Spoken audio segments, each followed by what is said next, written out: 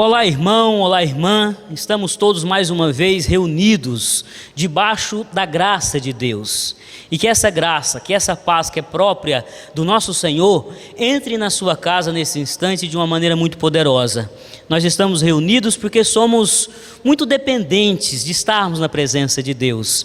Nós cristãos que fomos vocacionados para sermos instrumentos eternos de adoração a Deus, não sabemos viver de outra forma que não nos altares de Deus. É por isso que o salmista declara a saudade, a sua vontade intensa de estar e de viver eternamente no altar de Deus. Essa é a sua vocação. Você tem aqui nessa terra praticado, vivido e ocupado vários papéis, mas sobretudo, acima de tudo, você é um adorador do Deus vivo.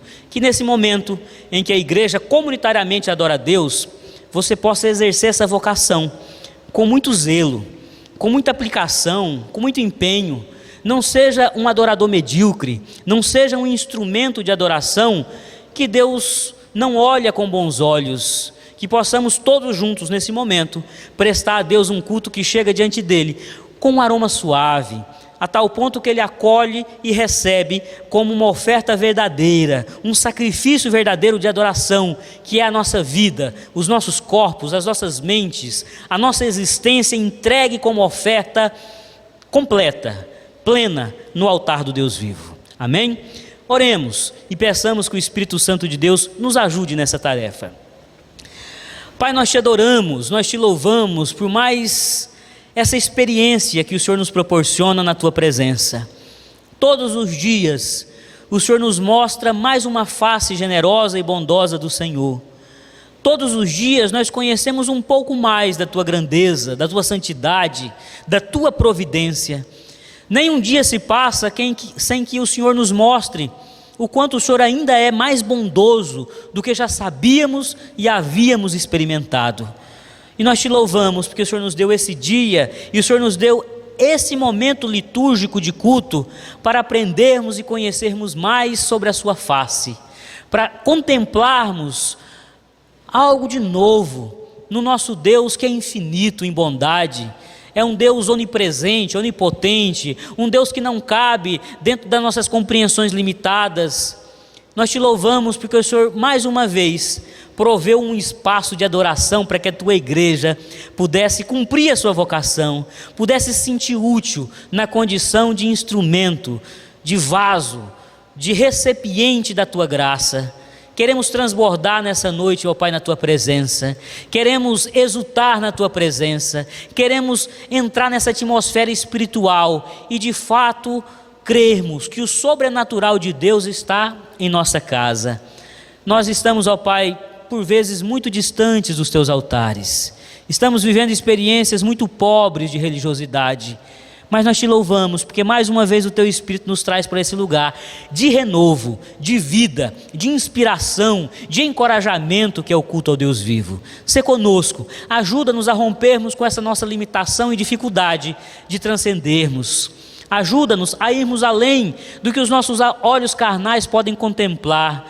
Ajuda-nos a tocarmos naquilo que é além da nossa sensitividade muito básica e elementar de tocar objetos. Nós queremos, ó Pai, nesse momento, tocar a Tua face, queremos tocar nas Tuas vestes, nós queremos repousar no Teu colo e sentirmos o aconchego, e sentirmos, ó Pai, o renovo e o consolo que é próprio do Deus, que não despreza os seus filhos, que não rejeita aqueles a quem Ele escolheu. Sê com a Tua igreja, é o que nós te pedimos em nome de Jesus. Conduza a Tua igreja de maneira que ela possa adorá-lo como convém. É o que também suplicamos em nome de Jesus, hoje e sempre. Amém e amém. Vamos nesse instante adorar ao nosso Deus com os nossos irmãos do Ministério de Louvor.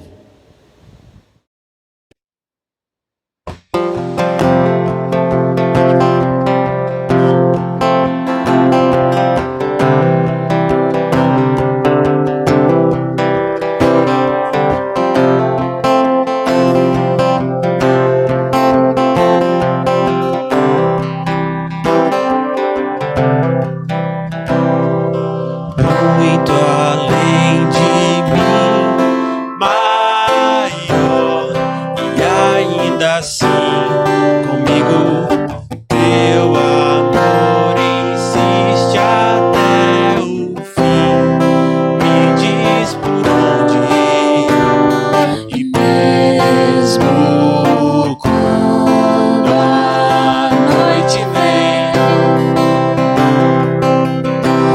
seguro estou em ti. Muito além de mim, maior, e ainda assim comigo teu amor me encontra até aqui em minha solidão. E mesmo quando a noite vem, meu canto sobe a ti.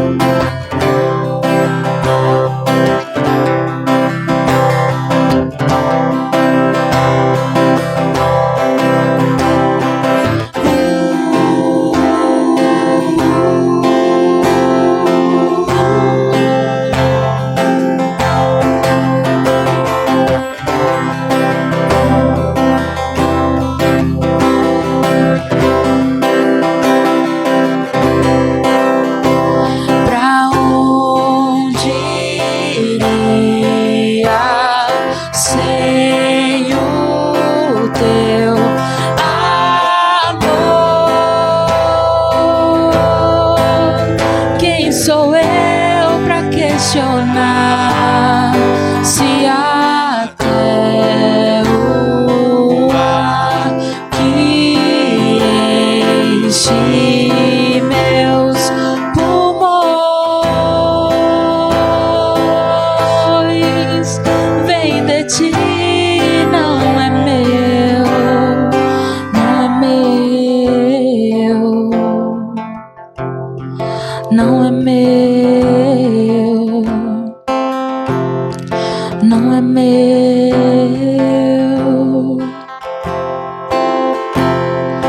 Muito além de mim, maior, e ainda assim comigo teu amor me encontra até aqui. Façamos a leitura do Salmo 91. Este salmo é bem conhecido, muitas vezes é usado como um amuleto em cima das estantes, para que haja uma proteção mística sobre as casas. Mas esse salmo, apesar de não ser um amuleto, tem de fato uma preciosidade, porque é uma bela declaração de fé do salmista para o seu Deus. Leiamos essa afirmação de fé. Salmo 91. O que habita no esconderijo do Altíssimo e descansa à sombra do Onipotente, diz ao Senhor, meu refúgio e meu baluarte, Deus meu em quem confio. Pois ele te livrará do laço do passarinheiro e da peste perniciosa. Cobrir-te-á com suas penas e sob suas asas estarás seguro.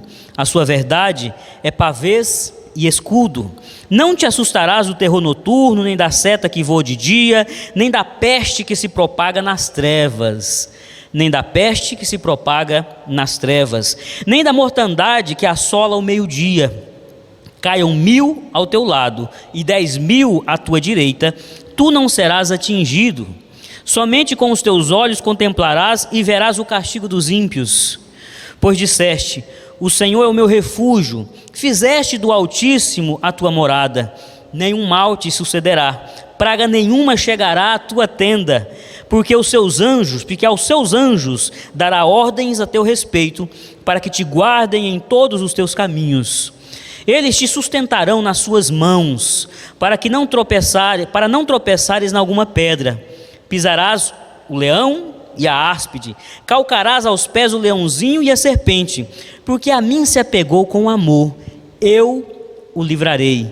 Pô-lo-ei a salvo, porque conhece o meu nome.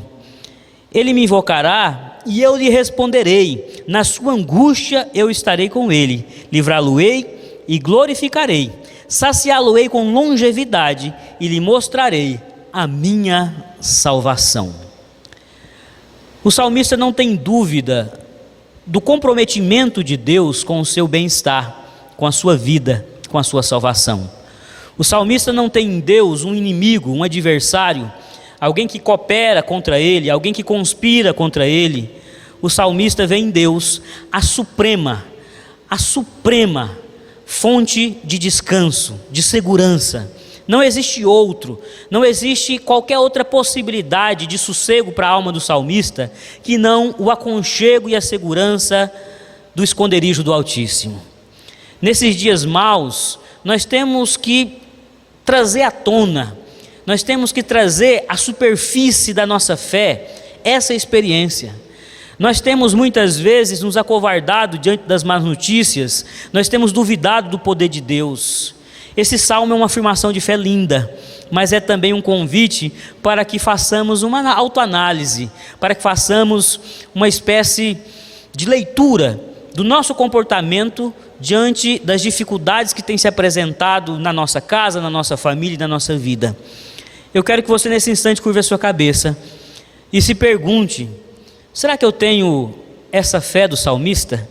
Será que eu sou capaz de dizer que a peste que se propaga nas trevas, a mortandade que assola o meio-dia, nada disso vai me afetar, porque ainda que alguma coisa toque o meu corpo, a minha carne, mas a minha alma, a minha salvação, a minha segurança em Cristo está resguardada. É um tesouro que ninguém pode roubar. Tem como penhor, como garantia, o nosso próprio Senhor, a sua obra salvífica, o Espírito que repousa sobre nós. Ore, coloque diante de Deus, e nós vamos orar juntos, suplicando a Deus que nos perdoe por nossas posturas inconstantes, desconfiadas, e vamos ao mesmo tempo rogar a Deus que nos revista de uma fé ainda mais pujante. Paizinho querido, nós olhamos para um texto, para uma poesia tão linda como esta que o salmista compôs, e nos alegramos por ver que homens e mulheres, quando estão em comunhão contigo, são capazes de responder ao sofrimento de uma maneira muito vigorosa, com uma fé muito pujante, com uma fé muito sólida. É bonito, ó Pai, ver no testemunho desse salmista, na declaração desse salmista, a sua confiança na tua mão protetora, a confiança do salmista na proteção em meio ao caos, às pestes, a todo tipo de mortandade.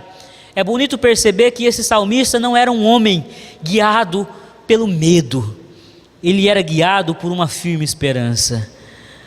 Somos, de um modo muito especial, revigorados, mas também somos nesse momento, ó Pai, desafiados a olhar para a pequenez da nossa fé, a olhar, ó Deus, para uma fé tão raquítica que temos manifestado nesses dias de provação. Deus, tem misericórdia de nós. Já recebemos todas as provas necessárias para crermos de todo o coração no teu cuidado e no teu amparo. Se o Senhor nunca mais fizesse nada por nós, se a tua mão não voltasse a se levantar em nossa proteção, se da tua boca não saísse mais nenhuma palavra de conforto, tudo o que o Senhor fez até aqui já é suficiente para que tenhamos absoluta convicção que o Senhor nos ama, que o Senhor nos protege e que o Senhor nos conduz. Portanto, ó Pai, perdoa a cada um de nós pelos instantes, pelos momentos, pelos dias, pelos períodos de incredulidade que passamos nesse mundo. Queríamos, ó Deus, ter uma fé constante, uma fé perseverante, mas às vezes a nossa humanidade não nos permite.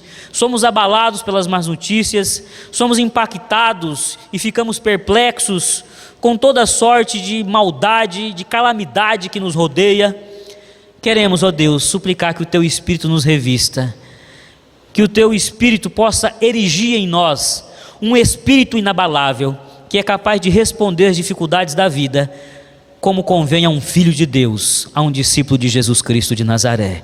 Assim oramos pedindo perdão e intercedemos por um renovo da nossa fé, em nome de Jesus, amém e amém. Meus amados, com a nossa fé revigorada, com a nossa convicção no cuidado de Deus, ainda mais claro diante dos nossos olhos, vamos nesse instante louvá-lo, vamos adorá-lo. O Ministério de Louvor vai nos conduzir em cânticos muito abençoadores, que ajudarão a cada um a se elevar na presença de Deus. Mas colabore, fique em espírito de contrição, permita que a atmosfera de louvor e adoração que está aqui no altar do Senhor se transfira para o altar que está erigido aí na sua casa, que é você, o seu coração e a sua família. Adore ao Senhor. Graça e paz, irmãos, amém. Vamos louvar hoje de uma forma diferente. Os bancos estão vazios, estamos aqui meio que sem um retorno de vocês, mas vamos unir vozes em casa, amém? Chame sua família, se você está com ela nesse momento de pandemia, converse com seus amigos, chamem para o culto está começando, e é muito bom você compartilhar a palavra de Deus. Então envie esse link para quem está ao seu lado, ou quem está numa casa ao lado, seu vizinho, que muitas vezes você não tem dado tanta atenção como poderia dar, amém? Vamos louvar.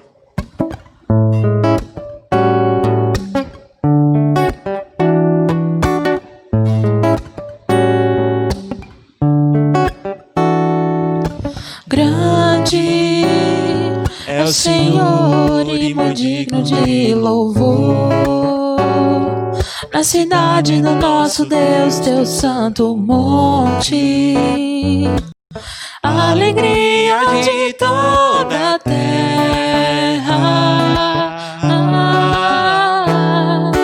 Grande é o Senhor em quem nós temos a vitória, que nos ajuda contra o inimigo. Por isso diante dele nos prostramos,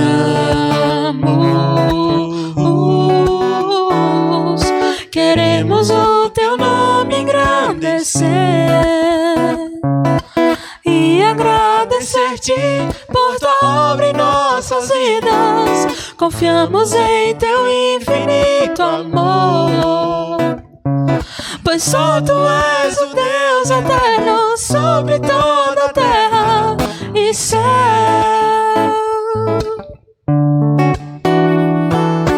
Grande é o Senhor e muito digno de louvor. Na cidade do nosso Deus, teu santo monte, a alegria de toda a terra.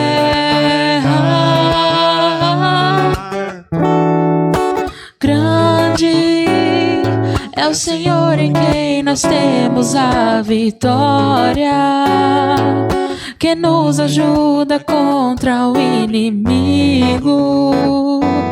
Por isso diante dele nos prostramos,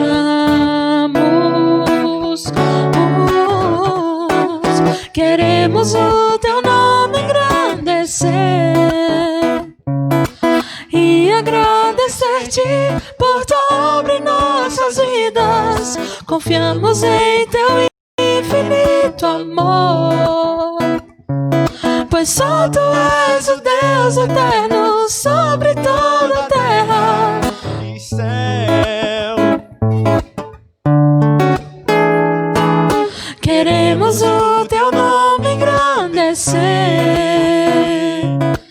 e agradecer-te por tua obra em nossas vidas. Confiamos em teu infinito amor, pois só tu és o Deus eterno sobre toda a terra.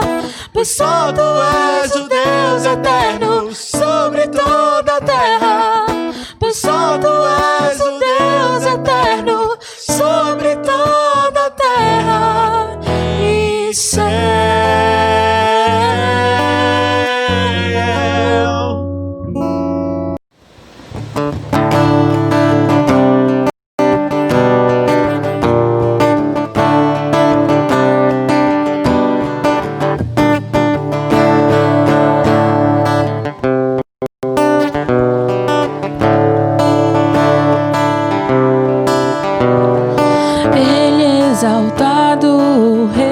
Exaltado no céu, eu louvarei.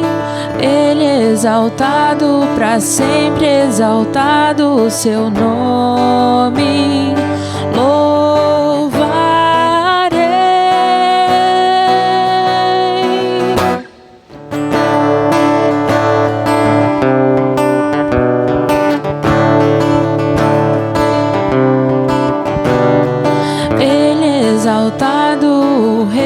Exaltado no céu, eu louvarei.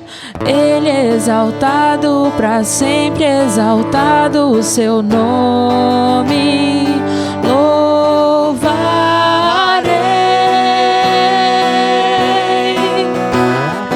Ele é o Senhor, sua verdade vai sempre reinar.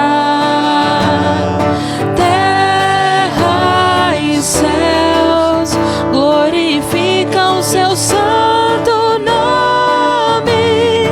Ele é exaltado, o Rei exaltado no céu.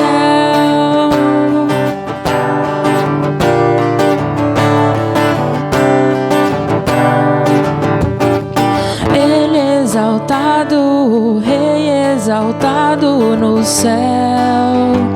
Eu louvarei. Ele é exaltado, para sempre exaltado o seu nome. Louvarei.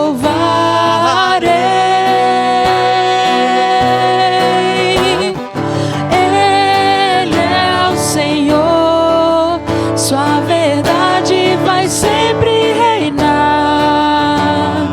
Terra e céus glorificam seu santo.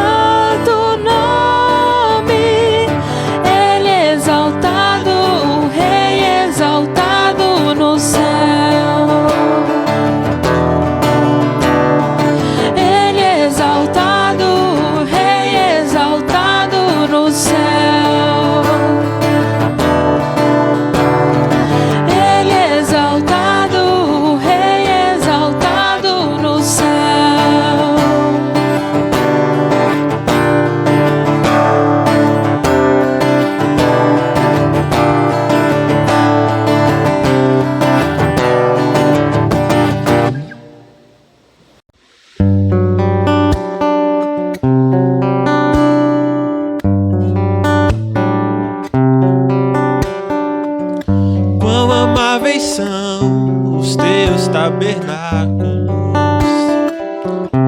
Senhor dos exércitos. A minha alma suspira e desfalece pelos teus átrios. O pardal encontrou casa, andorinha, ninho para si. Eu encontrei teus altares, Senhor, Rei meu e Deus meu. Eu encontrei teus altares, Senhor, Rei meu e Deus meu.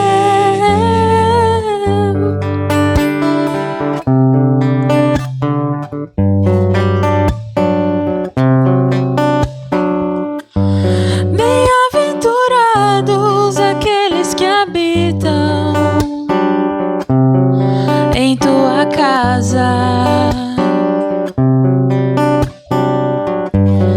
pois um só dia, Senhor, nos teus átrios vale mais que 1000. O pardal encontrou casa, andorinha, ninho para si.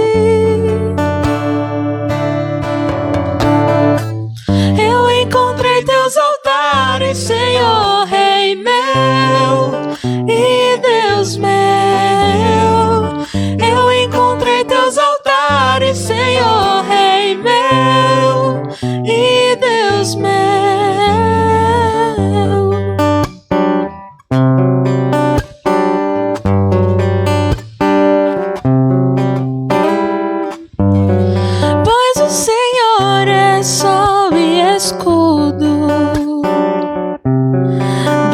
graça e glória. Não negará bem algum aos que vivem corretamente. O pardal encontrou casa, andorinha, ninho para si. Eu encontrei teus altares, Senhor, Rei meu e Deus meu. Eu encontrei teus altares, Senhor, Rei meu e Deus meu.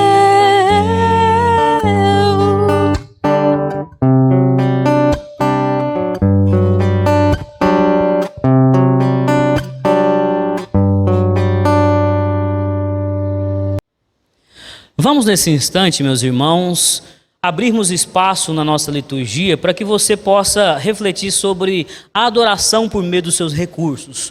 Dominicalmente nós ocupamos esse espaço para trazer à memória o quão importante é você colocar à disposição do reino de Deus uma porção daquilo que Ele tem lhe dado. Não é retribuição, é apenas um gesto de generosidade, uma resposta generosa à forma tão abundante como Deus nos abençoa. Faço a ressalva de que você preocupe-se e priorize com a manutenção da sua casa. Alimentação, remédio, prover o teto para a sua família, mas que, se assim for possível, se a generosidade, a abundância de Deus transbordar sobre a sua casa, você possa também apresentar no altar dele uma porção dos seus recursos, para que a igreja do Senhor possa ser mantida, as finalidades próprias da igreja possam ser mantidas. Que Deus possa lhe abençoar, que Deus possa lhe honrar a partir da sua generosidade. Nesse momento em que nós separamos para o ofertório, nós não vamos ter, nesta ocasião, um cântico, nós não vamos ter um louvor, nós vamos ter mais um vídeo que nos chama a ter uma reflexão mais profunda sobre um tema muito sensível, o racismo. Eu quero que nesse instante você oferte a Deus um pouquinho da sua consciência. Você abra o seu coração para refletir sobre esse tema, que é o racismo estrutural. É um vídeo antigo, é um vídeo de 2016 do canal da revista Super Interessante, onde é feito um raio-x da condição da pessoa negra no Brasil. Eu sei que esse tema às vezes causa um pouco de mal-estar a algumas pessoas, mas nós como igreja temos que refletir. E o meu pedido não vai ter nenhum dado financeiro para ofertório nesse momento. Eu quero que você se concentre, eu quero que você oferte a sua consciência e oferte generosamente a sua racionalidade para compreender esse tema muito importante na nossa sociedade brasileira, e nós como igreja temos que enfrentá-lo, que é o racismo estrutural. Veja o vídeo. Logo após, nosso irmão Marco vai exibir aquela tela com os dados financeiros. Mas agora eu quero que você preste muita atenção, abra o seu coração para esse tema, que é de fundamental importância para a nossa espiritualidade, igreja brasileira. A gente não sabe se você é branco ou negro, mas o que dá para afirmar é que esse fato define a sua vida.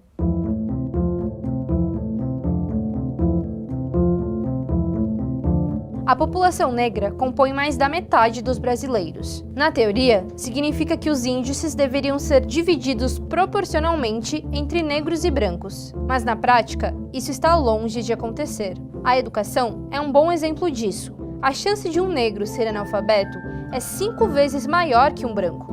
No outro extremo, somente 1 a cada 4 pessoas com ensino superior é negra. O impacto disso só aumenta quando pensamos fora da sala de aula. 70% das pessoas que vivem em situação de extrema pobreza no nosso país são negras.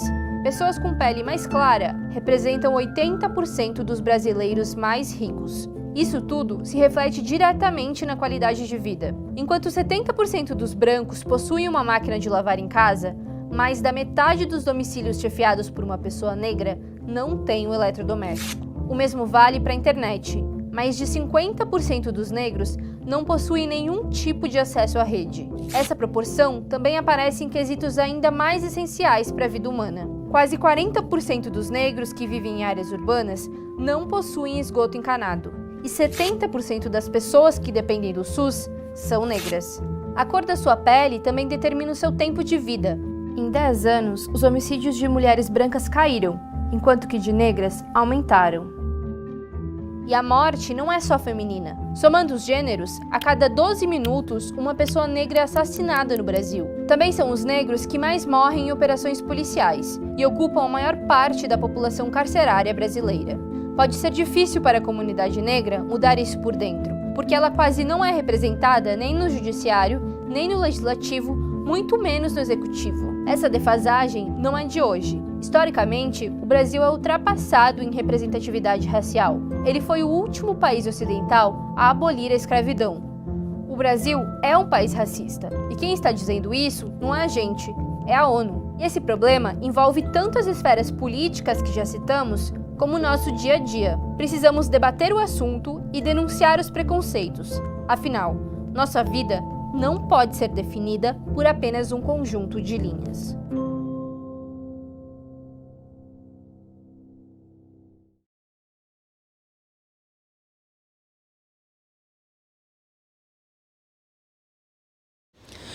É tempo de acolhermos a palavra de Deus, meus irmãos. E a nossa experiência com a palavra nunca é meramente intelectual. Nós, obviamente, usamos da nossa capacidade intelectual de ler, de compreender, de interpretar. Mas existe algo para além da nossa racionalidade. Existe uma revelação que o Espírito promove no nosso interior. É aquilo que nós poderíamos chamar de ir além da mera letra, de perceber a palavra viva saltando das letras e marcando e gravando o nosso coração com a vontade de Deus. Que assim seja nessa noite, na sua experiência de acolhimento à palavra de Deus. O texto que nós vamos partir para a reflexão nessa noite se encontra na Epístola de Paulo aos Romanos, capítulo 1, versos 16 e 17, onde nos diz assim: pois não me envergonho do Evangelho, porque é o poder de Deus para a salvação de todo aquele que crê, primeiro do judeu e também do grego, visto que a justiça de Deus se revela no Evangelho de fé em fé, como está escrito, o justo viverá pela fé. Essa declaração de amor do apóstolo Paulo pelo Evangelho de Cristo, ela não é espontânea, ela é provocada. O apóstolo Paulo inicia a sua epístola, que é uma obra-prima, um tratado teológico sem igual acerca da salvação, do modo como o ser humano experimenta a salvação, dizendo: eu não me envergonho do Evangelho de Cristo, ainda que exista resistência, ainda que ele seja tratado como algo sem valor, algo menor no ambiente, na cultura romana, eu não me envergonho do Evangelho de Cristo. O apóstolo Paulo, ele aqui se posiciona como aquela mãe que tem um filho que sofre bullying na escola, que tem um filho que é maltratado, ele de algum modo é hostilizado no seu ambiente escolar, mas quando ele chega em casa, a mãe diz: olha, meu filho, eu não sei o que pensam sobre você, pouco me importa o que pensam sobre você, eu sei o que eu penso, eu lhe conheço, você é meu, nós temos uma relação de cumplicidade, eu lhe admiro, para mim você é belo, para mim você é especial, para mim você é inteligente. O apóstolo Paulo, tal qual uma mãe que consola, acolhe e declara o seu amor a partir da sua experiência pessoal com o filho, diz: olha, pouco me importa o apreço que os romanos, que a cultura greco-romana tem pelo Evangelho. Para mim, na minha experiência, na minha vivência com o Evangelho, ele é formidável, ele é sem igual. E eu não me envergonho dele, e por isso eu vou tratar de discorrer sobre ele, eu vou tratar de sistematizá-lo, de demonstrar os desdobramentos desse evento, dessa epifania que foi o Evangelho, que foi a encarnação de Deus e a presença de Deus entre nós, revelando a boa nova, o Evangelho da salvação. O apóstolo Paulo inicia esse seu tratado teológico, que é a carta aos Romanos, dizendo: eu não me envergonho, vocês que têm os seus preconceitos, vocês que têm as suas dificuldades, eu não tenho qualquer dificuldade, ele me é absolutamente abençoador, ele é poder de Deus. Aqui nesse texto está nas entrelinhas, como eu já disse, uma dificuldade romana com alguns aspectos do Evangelho, com alguns aspectos da fé cristã. O primeiro deles que eu citaria é a dificuldade filosófica. Os romanos, eles trabalham a verdade a partir de uma abstração, da metafísica. A verdade está no mundo das ideias, a verdade está para além desse mundo nosso, caótico, cheio de falhas e de limitações. O Evangelho nos apresenta a verdade encarnada. Cristo disse: eu sou a verdade, eu sou a verdade. E na medida em que Cristo se estabelece, se apresenta como a verdade, ele demonstra a verdade com muita simplicidade no cotidiano, com muita simplicidade no dia a dia.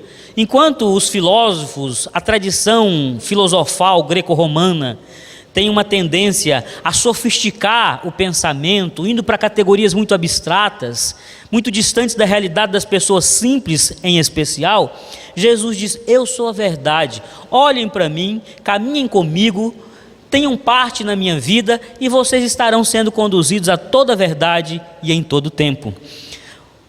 Os romanos, herdeiros daquela cultura grega, da cultura helênica, eles também têm uma dificuldade política. Na ótica do romano, lealdade absoluta é devida ao imperador. O imperador, ele tem aspectos divinais, ele é cultuado, ele é adorado. É dever de todo romano oferecer incenso em altares ao imperador, que tem uma áurea divina. E no cristianismo, o Evangelho de Cristo nos convida a uma fidelidade absoluta e exclusiva a Jesus. Daí a dificuldade dos romanos de compreenderem o valor do Evangelho, que de uma forma muito clara diz: a nossa prioridade, a nossa lealdade absoluta, nós devemos a Cristo, ao nosso Deus que se revelou em Jesus Cristo. Outra dificuldade dos romanos com o Evangelho, e por isso Paulo está aqui dizendo: olha, eu não me envergonho, ainda que vocês tenham suas dificuldades. Outra dificuldade é a dificuldade religiosa. Os romanos, eles abraçam uma religiosidade politeísta. Eles não têm qualquer dificuldade de ter mais de um Deus. Em verdade, o romano, ele apelava para o Deus que funcionava melhor para ele. Aquele Deus que estava atendendo suas demandas com mais perfeição era o Deus da vez. Eles erigiam vários altares. Se existia uma enfermidade grave, eles acendiam incenso e ofereciam os seus sacrifícios a diversos deuses. Aquele que funcionasse era o Deus da vez. Já na fé cristã, nós também não admitimos a possibilidade de que exista qualquer Deus que não aquele que se revelou em Jesus. Nós somos monoteístas. A nossa fé é na existência de um único Deus, numa única divindade que nos revela e se manifesta a nós na Trindade Santa: o Deus Pai, o Deus Filho e o Deus Espírito Santo, que são três pessoas, mas de uma maneira misteriosa e incompreensível à nossa mente humana, é uma pessoa, é o único Deus. Nós não somos politeístas. Também era característica da cultura romana, e por isso eles não tinham muita facilidade de abraçar o Evangelho, uma moral, digamos, muito depravada. Em especial a sexualidade romana era uma sexualidade muito depravada, muito libertina, enquanto o Evangelho de Cristo e a fé cristã é herdeira da tradição judaica, onde nós temos conceitos de sexualidade mais pautados pelo compromisso, pela aliança. O sexo é uma celebração da aliança entre duas pessoas que se comprometem a caminharem juntas num propósito de serem família, de serem um casal que abençoa, cuida, que vive a reciprocidade. Tem o amor como lugar de celebração, tem o amor como lugar de gozo do amor. Outra dificuldade dos romanos é de ordem ritualística. Eles tinham muito preconceito, eles tinham uma visão muito assim fantasiosa do que os cristãos celebravam nas suas reuniões. Devido à perseguição, os cristãos, obviamente, que optavam por se reunirem em lugares mais secretos. Então eles eram vistos como uma seita. E a ideia da Santa Ceia, que é se apropriar do corpo e do sangue de Cristo também remetia a uma visão por parte dos romanos de que os cristãos eram canibais, que eles praticavam um canibalismo. Então eles eram muito mal vistos, era uma seita estranha, perigosa, sombria, cavernosa, e eles tinham muito preconceito. E também existia uma dificuldade dos romanos com os cristãos a partir da visão social que esses cristãos tinham. Os romanos, eles eram muito elitistas. Existiam muitos estratos na sociedade romana. E apenas alguns estratos tinham privilégios, tinham importância, tinham dignidade. E a fé cristã, ela é uma fé inclusiva. Ela confere dignidade a qualquer ser humano, independente da condição moral, social, política, ética, ideológica. É ser humano, é alguém que nasceu, é alguém que já tem por direito o respeito à sua dignidade. Os romanos não viam o mundo assim. Os cristãos eram simples, eles celebravam a simplicidade, e os romanos eram pomposos, palacianos, elitistas. Essas dificuldades diversas fizeram com que a igreja cristã fosse muito mal vista, a tal ponto que, por volta do ano 64, salvo engano, quando houve lá um incidente terrorista em Roma, colocaram fogo em Roma, o imperador Nero atribuiu aos cristãos esse ato terrorista incendiário e começou a persegui-los com ainda maior voracidade. Portanto, meus irmãos, a igreja era muito perseguida pelo Evangelho. Quando ela se torna a religião oficial do Império Romano, ela se torna menos evangelical, menos zelosa pelo Evangelho e mais flexível naqueles pontos vitais do Evangelho, e logo começa a ser melhor aceita, logo começa a ser vista como uma religião aceitável. E essa é uma tônica da história da igreja. Quando ela se afasta do Evangelho, ela é muito aplaudida, ela é muito benquista pelo mundo.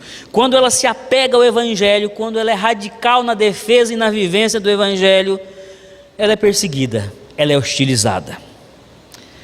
Apesar de todo o preconceito romano, Paulo diz: eu não tenho vergonha do Evangelho que o meu Senhor me entregou. Eu não tenho vergonha desse Evangelho que me foi extremamente útil para a salvação. E eu não tenho nenhuma vergonha de pregá-lo entre vocês. E essa carta, na introdução, fala de um propósito de Paulo de estar entre os romanos, anunciando esse Evangelho belo da salvação. Nessa noite, meus irmãos, eu quero refletir um pouquinho com vocês sobre o porquê que Paulo tinha tanta paixão pelo Evangelho. O que motivava? Quais eram os fundamentos dessa paixão, desse amor radical de Paulo pelo Evangelho de Cristo, a ponto dele viajar milhares e milhares de quilômetros pregando o Evangelho, a ponto dele querer fazer uma viagem difícil, cara, complicada, como era se deslocar da Ásia Menor até Roma. Em primeiro lugar, o próprio apóstolo Paulo deixa muito explícito aqui no versículo 16, que ele não se envergonha do Evangelho, porque é poder de Deus para a salvação. Essa afirmação de Paulo, ela tem um conteúdo teológico fortíssimo, porque coloca o Evangelho no centro da experiência de salvação, ou seja, sem a crença, sem a convicção, sem a fé de que Cristo, que é a essência do Evangelho, veio, se encarnou, morreu na cruz, ressurgiu ao terceiro dia, não tem como obter salvação, não tem como alcançar a salvação. O apóstolo Paulo diz: o poder efetivo para a salvação do ser humano é o Evangelho. Nada salva o ser humano que não uma experiência com Cristo Jesus. E Paulo, quando tem a sua experiência com Cristo no caminho de Damasco, ele experimenta esse poder. Paulo é salvo de uma maneira muito poderosa no caminho de Damasco. Não é só uma experiência de eternidade. O que se abre diante dos olhos de Paulo não é apenas a possibilidade de entrar no eterno. A possibilidade que Paulo vislumbra é de ter uma vida mais relevante, mais livre no amor. Paulo era um homem cheio de hostilidade. Paulo era um homem que carregava dentro de si um amargor, uma fúria. Paulo fez questão de pedir uma autorização ao Sinédrio para ser o perseguidor de primeira hora dos cristãos. Ele é um homem que tinha uma raiva, que tinha uma beligerância, que tinha um ímpeto violento dentro dele. E o Evangelho de Cristo o salva dele mesmo. É o poder que o resgata das correntes e das amarras de sentimentos odiosos, horrendos que havia dentro dele. Paulo, quando diz, olha, é um poder, ele não está falando teoricamente. Ele não está aqui testemunhando de um conceito pura e simplesmente. Essa fala de Paulo é testemunhal. Ele está declarando o que ele viveu. É o poder de Deus para a salvação. Eu experimentei isso. Eu fui salvo de mim mesmo. Eu fui salvo de uma religiosidade vazia. Eu fui salvo de um ritualismo pobre de experiência com Deus. Paulo era cumpridor de todos aqueles preceitos judaicos de purificação. Até depois de convertido, para fazer uma média com a igreja de Jerusalém, que era ainda muito apegada, era uma igreja muito judaizante, muito apegada à lei. Paulo vai lá e se submete a um banho de purificação. Paulo era um homem cumpridor da lei. Ele dizia, eu sou fariseu, eu sou alguém que vivia intensamente o propósito de cumprir e obedecer a lei. Mas Paulo diz, eu fui salvo disso. Isso me oprimia. Isso não me fazia alguém mais livre na presença de Deus. Eu não me sentia mais próximo do meu Deus. Eu hoje não. Eu hoje tenho experiência com Jesus. Deus me tocou pessoalmente. Deus me visitou pessoalmente. Deus me destronou. Eu ocupava o trono da minha existência. Eu era senhor e rei de mim mesmo. Ele me derrubou desse trono literalmente. Eu caí do cavalo e hoje eu sou um servo, eu sou um súdito. E na condição de servo eu sou mais livre do que antes.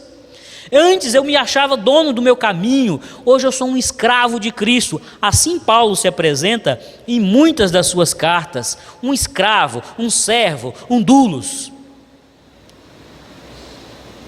Essa salvação poderosa que Paulo experimentou, ele estava transmitindo aqui no primeiro momento em termos testemunhais. Ele estava falando do que ele sentia, do que ele experimentou. O Evangelho é um poder que, quando impacta o indivíduo numa experiência pessoal com o Cristo de Deus, deixa uma marca tão profunda, gera uma paixão, gera um apego a essa mensagem, gera um apego a essa verdade, que os seus portadores não conseguem se calar. Foi isso que Pedro declarou quando estava diante também do Sinédrio, querendo que ele parasse de pregar a mensagem do Evangelho, e Pedro disse, não, eu não posso, é mais forte do que eu não posso parar de falar do que eu vi, do que eu ouvi, do que eu experimentei. Eu não estou teorizando, eu não estou fazendo ilações, não são suposições, eu não estou fazendo uma viagem teórica, abstrata, eu estou falando do que aconteceu na minha vida, dos meus sentimentos, dos meus valores, dos meus princípios, do modo como hoje eu vejo a vida se descortinou diante dos meus olhos, um mundo novo está diante de mim, que é o reino de Deus que está sendo plantado. O Evangelho é poder quando ele me impacta na minha dimensão pessoal, experimental.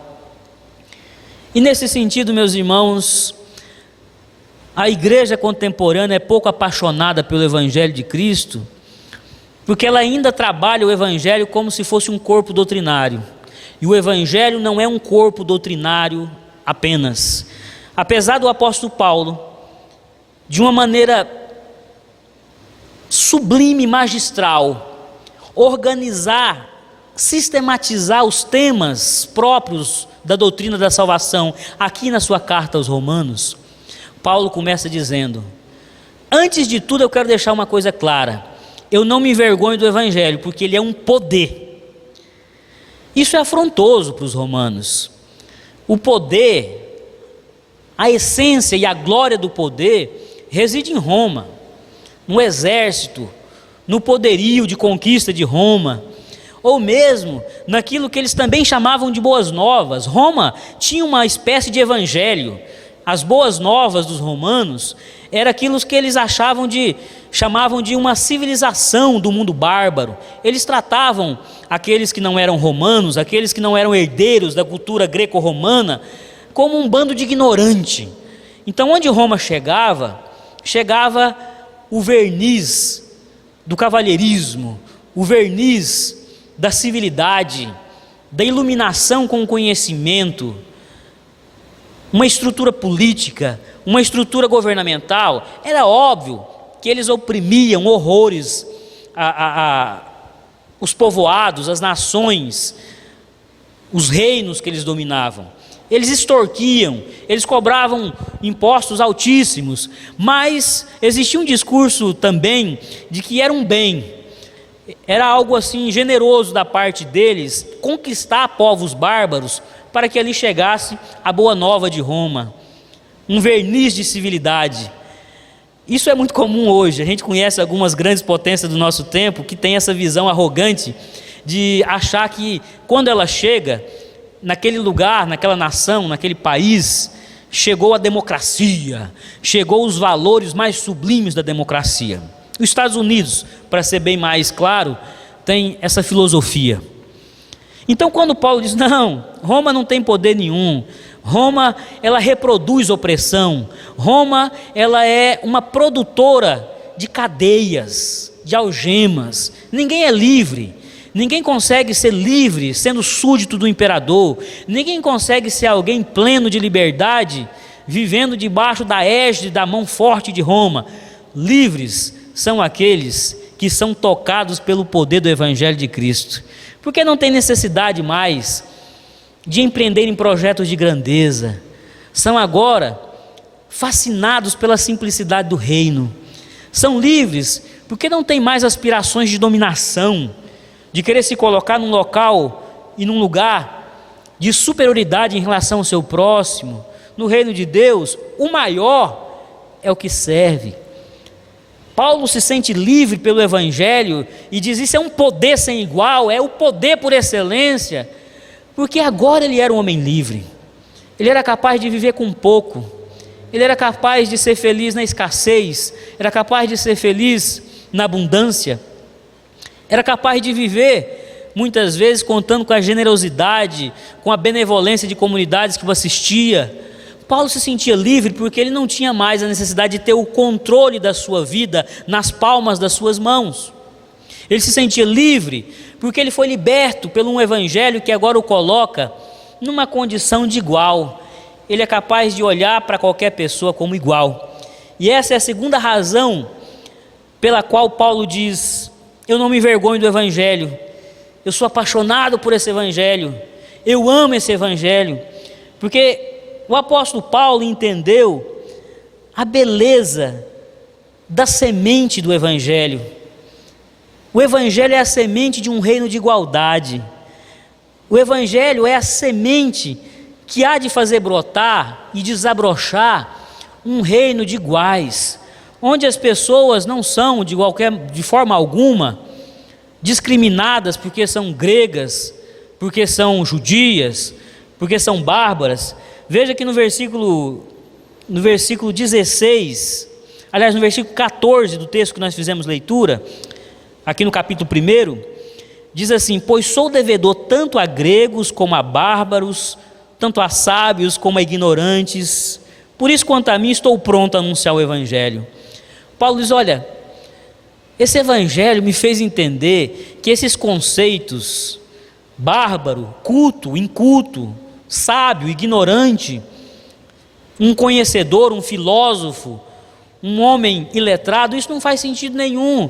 No reino de Deus, pessoas que sabem pouco, pessoas que têm pouca instrução, são usados para transformar vidas, fazem a diferença de uma maneira tão radical que nenhum letrado, nenhum intelectual é capaz de fazer. No reino de Deus, os homens que estão muitas vezes numa condição de loucos, os pequenos, os débeis, são usados por Deus para confundir os sábios, os poderosos, os grandes. Paulo diz, olha, eu amo esse evangelho, porque agora eu não consigo olhar mais para as pessoas de outro modo que não as vendo como alvo do amor de Deus. E por isso eu evangelizo, e por isso eu prego, porque esse benefício que o Evangelho me trouxe, eu quero distribuí-lo para o maior número possível de pessoas. Eu sou apaixonado pelo Evangelho, porque eu não consigo conceber que essa bênção, essa dádiva, esse presente que foi me dado pelo Pai, por Deus, através de Jesus, fique enclausurado dentro do meu coração. Essa é uma mensagem, essa boa nova, essa notícia extraordinária, ela tem que ser proclamada em todos os lugares, inclusive entre vocês, os romanos, apesar dos preconceitos, apesar de olharem torto para o movimento de Jesus, para a simplicidade, para a inclusão, para a paixão que o movimento de Jesus tem pelos pobres. Enquanto Roma é palaciana por excelência, ela ama a suntuosidade, os monumentos, os edifícios públicos e a sua beleza arquitetônica.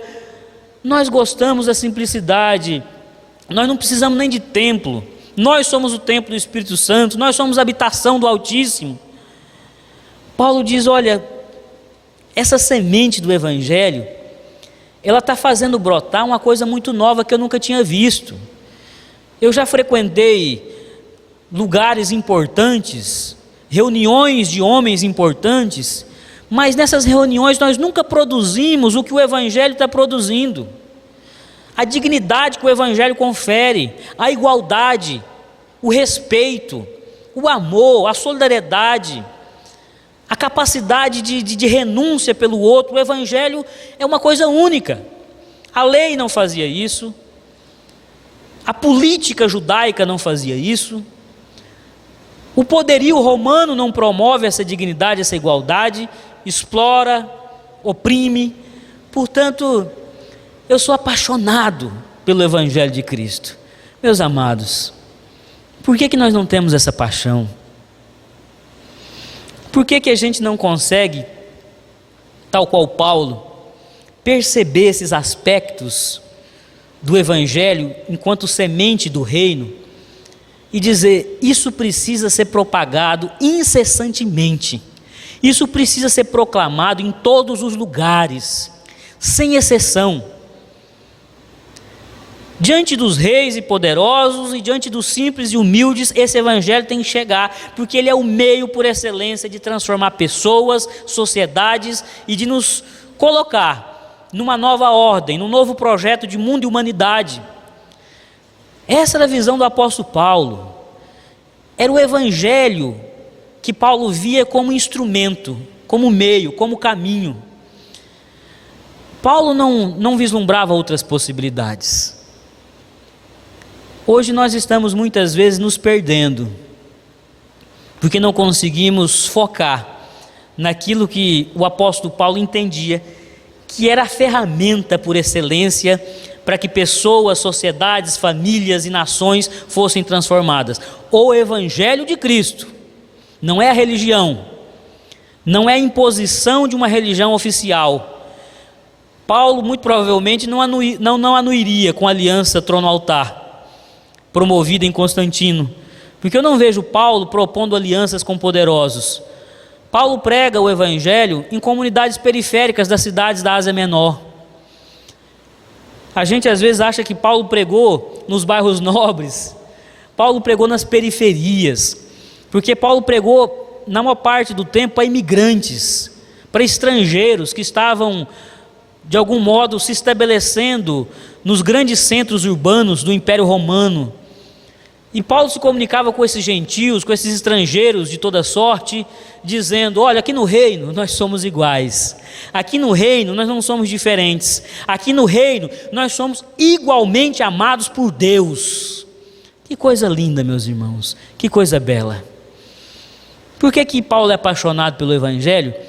Porque Paulo enxerga esse Evangelho como a semente de uma coisa nova, onde não tem judeu, não tem grego, não tem bárbaro, não tem homem civilizado, não tem culto, não tem ignorante. O que tem são pessoas tocadas e recriadas no Evangelho que é Cristo, no Evangelho que é a pessoa de Jesus, a verdade encarnada, a revelação suprema do projeto de Deus para a humanidade é Cristo.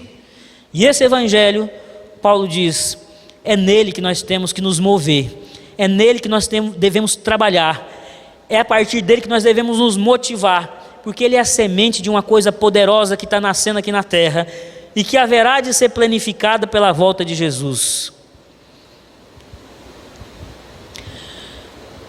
É preocupante, meus irmãos, o quanto nós, igreja contemporânea, não temos essa paixão, essa pulsação, essa vibração, essa intensidade em torno do Evangelho de Cristo. Por que Paulo é um apaixonado pelo Evangelho? Porque Paulo enxerga no Evangelho a instituição de uma nova lógica de relacionamento. Agora as pessoas alcançam a justiça que tanto sonham nos relacionamentos, na esfera horizontal, mas na esfera vertical também, na relação com Deus, de serem justificados diante do Deus que servem, por meio da graça. Aqui no versículo 17, Paulo lança a proposição central da Epístola aos Romanos, que é: a justiça de Deus se revela no Evangelho de fé em fé, como está escrito, o justo viverá pela fé. Paulo está dizendo, a instituição da graça nos revelou que a justiça se opera não por merecimento, não é porque eu consigo pagar minhas dívidas, não é porque eu consigo ressarcir os prejuízos que eu causei a Deus, ao meu próximo, à sociedade. Eu não vou conseguir ser saciado de justiça, porque as pessoas que me são devedoras pagam com muita precisão, com muita equivalência, o mal que me fizeram, o prejuízo que me causaram. Paulo diz, olha, eu amo o Evangelho, porque no Evangelho eu aprendi que a graça é o caminho para que eu me sinta justificado diante de Deus. A graça é o caminho para que os meus relacionamentos sejam abençoadores e não pautados por uma cobrança, por uma sensação contínua de que o outro me deve, que ele me defraudou, que ele de algum modo me lesou.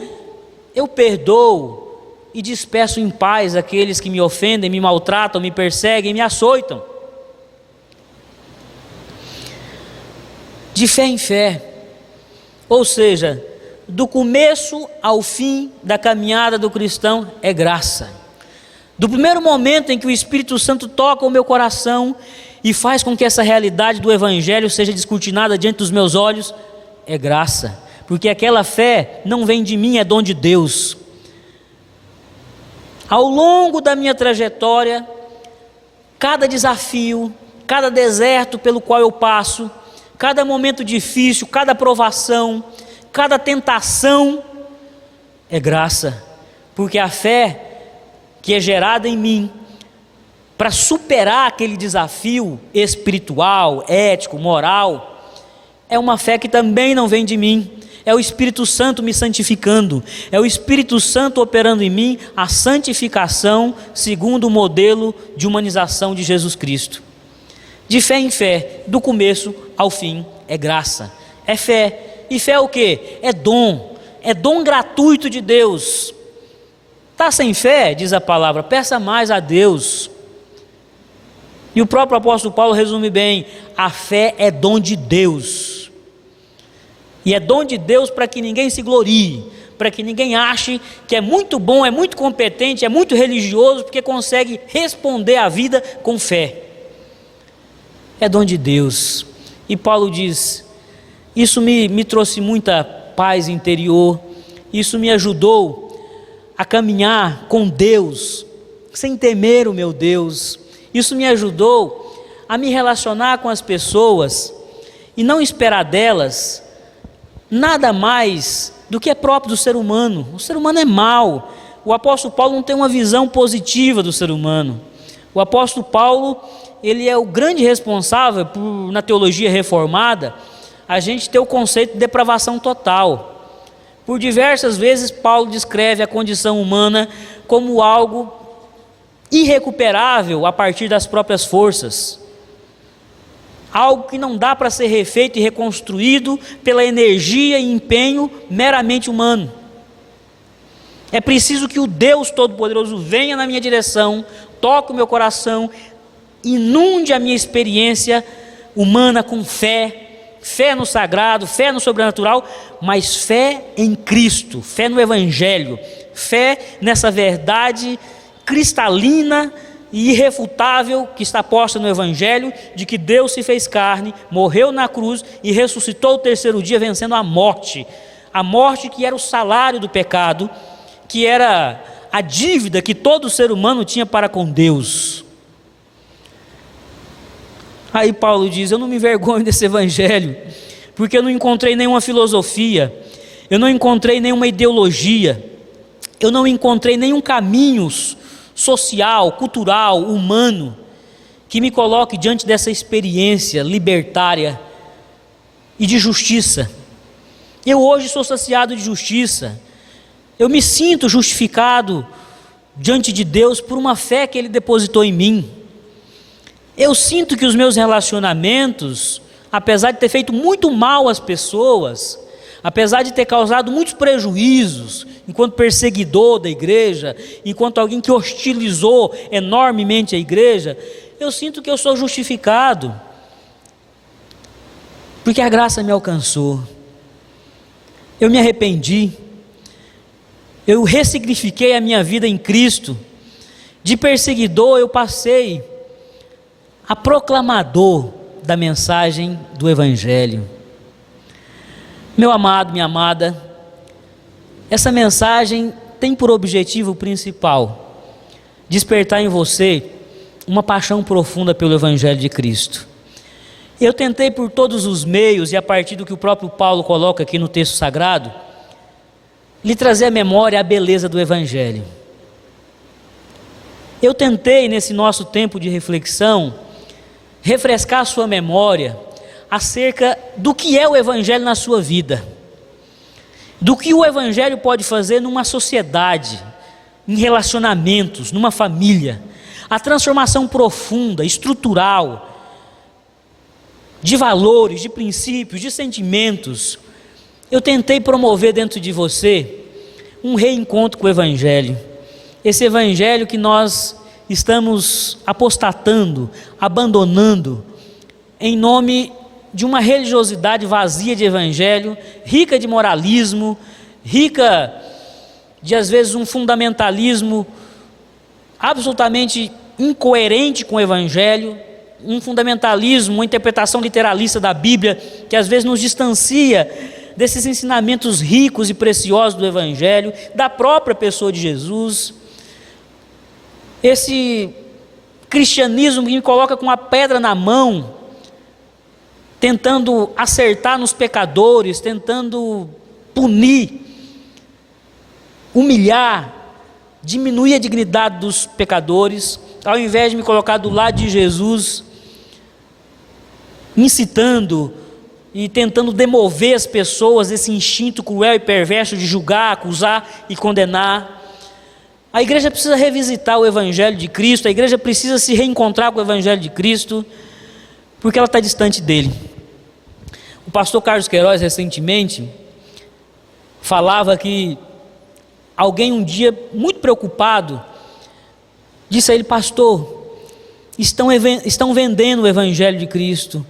E aí ele disse: não estão vendendo o Evangelho, porque o Evangelho é a coisa mais ruim de vender que existe, ninguém quer comprar. Quando você apresenta o Evangelho verdadeiro de Cristo, as pessoas não compram, ou elas acolhem numa experiência de graça, numa experiência sobrenatural, onde ele, mediante uma revelação pessoal, faz sentido no indivíduo, mas comprar ninguém compra. Quem vende o Evangelho não está vendendo o Evangelho verdadeiro, está vendendo uma proposta religiosa retributiva, de troca, de barganha, mas não é o Evangelho. O Evangelho, segundo Carlinhos Queiroz, quando é transformado em produto, ele fica encalhado na prateleira porque ninguém quer. Esse Evangelho da graça, da igualdade, do perdão, do dar a face, do caminhar a segunda milha, do se posicionar do lado dos oprimidos e dos pobres, de rejeitar os privilégios do palácio e se colocar no meio dos marginais, daqueles que estão à margem da sociedade. Esse evangelho ninguém quer. O evangelho que me coloca como servo de Deus e não como Senhor de Deus. O evangelho que me coloca como alguém que tem que obedecer de uma maneira muito absoluta, radical, à vontade de Deus e não determinar para Deus o que ele tem que fazer. Esse evangelho não vende. Então não tenhamos medo dessas igrejas que mercadejam o evangelho, porque o produto que eles estão oferecendo lá não é o evangelho.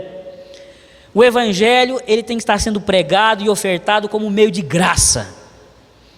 E é isso que a igreja precisa redescobrir e se apaixonar, para voltar a ter relevância, credibilidade, porque as pessoas às vezes rejeitam, mas respeitam uma igreja que vive e prega o evangelho verdadeiro de Jesus Cristo. Eles podem não querer, tal qual os romanos rejeitavam, mas há um respeito, há um entendimento que existe verdade na pregação e na vida de alguém que está conectado com o evangelho de Cristo. Essa é a mensagem que o Senhor nos traz nessa noite. Não troque, não substitua o evangelho de Cristo por um atalho, por uma fórmula mágica, por um projeto humano que é falível. Lembre-se do que o apóstolo falou: nada é igual ao evangelho de Cristo, porque nada é poder de Deus para a salvação da humanidade que não o evangelho de Cristo. Nada pode construir um reino novo, um mundo novo, uma ordem nova que não o evangelho de Cristo. Nada serve de ponte para reconexão com Deus, de justificação diante de Deus, de reconexão com o próximo, de uma justiça interrelacional, que não esse caminho de graça que é o evangelho de Cristo. Portanto, não abra mão, apaixone-se cada vez mais, traga o evangelho para o seio da sua família, permita que o evangelho esteja dentro da sua casa, promovendo uma justiça sadia, promovendo relacionamentos pautados pela graça, ressignificando a vida das pessoas a partir dos princípios e valores que estão concentrados na pessoa de Jesus, o coração e o cerne do evangelho. Na história, a igreja esteve tanto mais em evidência, tanto mais aplaudida e exaltada pelo mundo, quanto se afastou do evangelho de Cristo. Quando a igreja se apega, quando a igreja se volta radicalmente para a vivência e anúncio do evangelho de Cristo, ela nem sempre é aplaudida, ela quase sempre é apedrejada. Portanto, meus irmãos e minhas irmãs, não fiquem empolgados, entusiasmados com os aplausos e referendos do mundo. Quando o mundo nos referenda, fique de orelha em pé, tem alguma coisa errada. A vivência desse evangelho é sempre contra a cultura. A cultura greco-romana não acolheu. A nossa cultura muitas vezes rejeita o evangelho genuíno, porque ela é pela violência, ela é pela truculência, ela é pelo luxo, pela sofisticação. O evangelho é simples, o evangelho não é palaciano, o evangelho é praticável, o evangelho é possível de ser acolhido por gente humilde. Então, meus irmãos, não esqueçamos do evangelho de Cristo.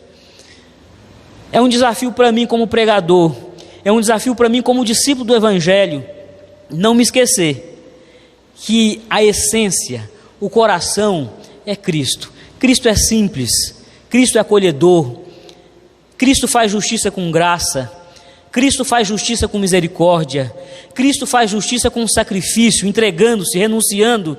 Não se esqueça jamais que o evangelho é Jesus e você foi chamado, vocacionado para ser uma fiel testemunha do evangelho de Cristo, proclamando com paixão, com entusiasmo, não com marasmo, não com indolência, apatia, mas com entusiasmo, com ousadia, com intrepidez, com verdade, testemunhando de experiência que você tem com o próprio evangelho de Cristo.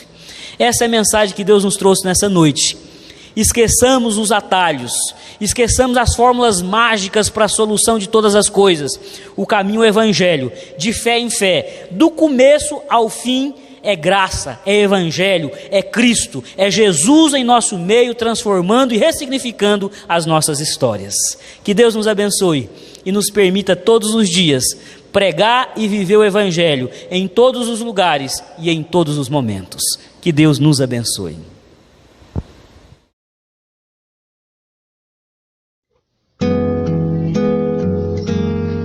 Eu sinto um verdadeiro espanto no meu coração em constatar que o Evangelho já mudou. Quem ontem era servo agora acha-se Senhor e diz a Deus como Ele tem que ser.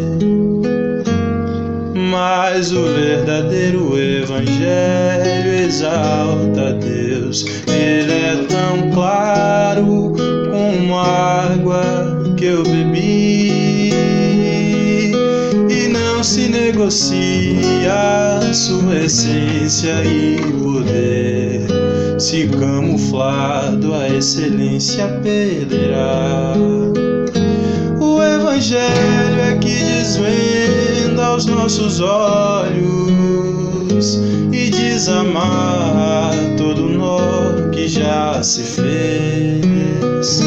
Porém ninguém será liberto sem que clame, arrependido aos pés de Cristo, o Rei dos Reis. O Evangelho mostra o homem morto em seu pecado, sem condições de levantar-se por si só, a menos que Jesus, que é justo, o arranque de onde está, o justifique, o apresente ao Pai.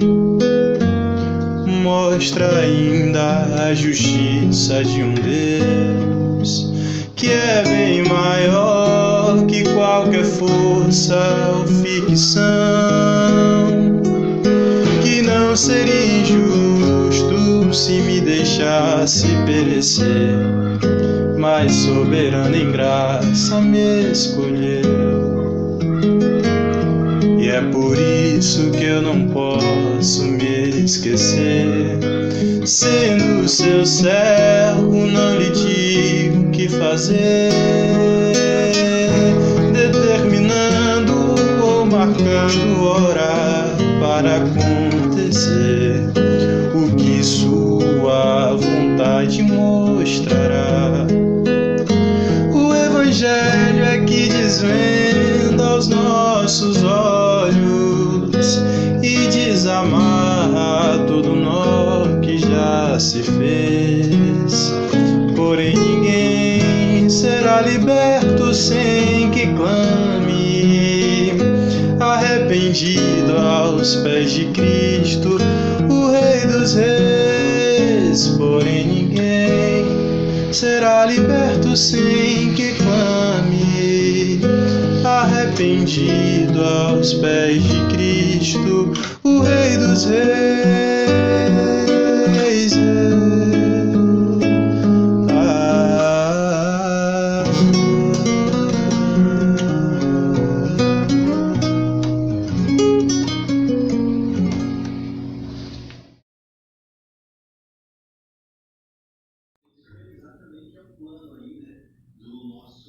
A palavra de Deus é fiel e verdadeira. Eu vou ler aqui o Salmo 121. Na minha angústia, clamo ao Senhor e Ele me ouve. Deus tem dado equilíbrio necessário para que não desfaleçamos na fé e nem fisicamente. No começo achávamos que ia passar rápido. No meio do caminho já não tínhamos tanta certeza de quanto tempo ia durar. Os temores, receios e angústia queriam tomar conta dos nossos corações. Mas o que nos deixava mais apreensivos era saber que pessoas amigas ou próximas nossas tinham sido contaminadas e outras estavam passando por problemas financeiros e psicológicos. Esses acontecimentos nos mobilizou para ajudar, nos deu força para clamar o socorro divino em favor de todos. Uns Deus levou, outros foram curados. Mas a certeza que temos, depois de quase 3 meses de pandemia, é que as orações dos irmãos, as mensagens, os cultos, as palavras de carinho de uns irmãos para com os outros têm nos ajudado e que Deus nunca nos abandonou e nem vai nos abandonar. Amém.